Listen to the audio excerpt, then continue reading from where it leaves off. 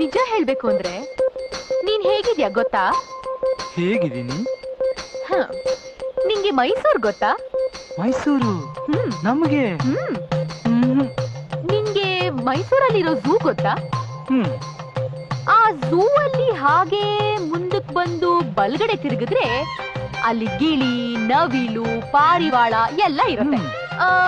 ಹಾಗೆ ಎಡಗಡೆ ತಿರ್ಕೊಂಡ್ ಬಂದ್ರೆ ಅಲ್ಲಿ ಬೋನ್ಗಳು ಲೈನ್ ಆಗಿದೆ.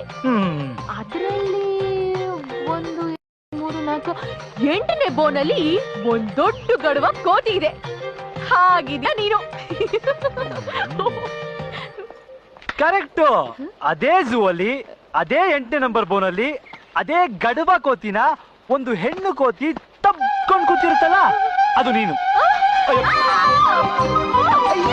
ಅಮ್ಮ,